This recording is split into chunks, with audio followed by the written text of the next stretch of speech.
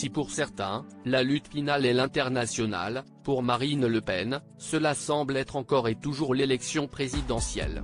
Pour la première fois, la chef de file des députés du Rassemblement national n'a pas rendu ce 1er mai un hommage remarqué à Jeanne d'Arc, mais a préféré tenir au Havre un congrès, nommé Fête de la Nation, au cours duquel elle a rappelé son esprit combatif et celui de ses troupes en vue de remporter l'accession à l'Élysée en 2027. Dans un discours très vindicatif à l'égard d'Emmanuel Macron mais où les propositions politiques ont paru peu présentes, l'ex-présidente du Rassemblement national a souhaité réaffirmer sa place et celle de son parti comme principaux adversaires au président de la République et à ses troupes, alors que certains lui ont reproché d'avoir joué du silence durant tout le débat sur la réforme des retraites. Je n'ai pas trop de difficultés à exister, ni moi, ni le RN a répondu la finaliste malheureuse du second tour de 2022, ont rapporté nos confrères de l'Express dans un article ce lundi 1er mai.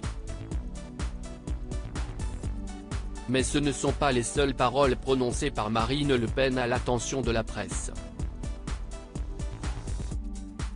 Alors qu'à la sortie de la campagne l'an dernier, Marine Le Pen semblait hésitante à raccrocher les gants, ses doutes seraient désormais levés. Aujourd'hui, il faut que vous compreniez une chose, je suis candidate, note de la rédaction, à l'élection présidentielle de 2027, tant que je n'ai pas décidé de ne pas l'être, vous comprenez ? A-t-elle déclaré de manière informelle à la presse.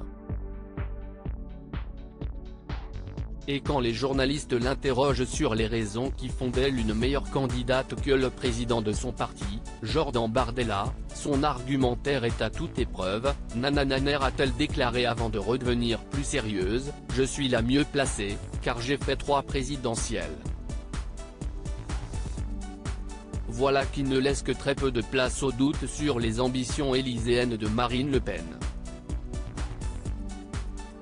Découvrez les hommes qui ont compté dans la vie de Marine Le Pen. Marine Le Pen, elle a failli vivre récemment l'une de ses plus grandes angoisses si l'ancienne candidate du Rassemblement national à l'élection présidentielle a fait preuve d'une certaine solidité ce lundi à l'occasion de son congrès. Elle a tout de même vécu récemment la crainte de vivre l'une des pires angoisses de sa vie.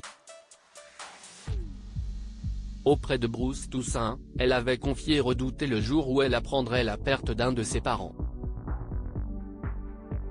Un jour qu'elle a bien cru arriver le 15 avril dernier, Jean-Marie Le Pen ayant été alors hospitalisé à la suite d'un malaise cardiaque. Mais dès le lendemain, sa fille avait tenu à se montrer optimiste dans les médias, annonçant sur le plateau de RTL des nouvelles rassurantes à propos de son père et qu'il allait déjà mieux. Crédit photo, Jonathan Rebo à Panoramique.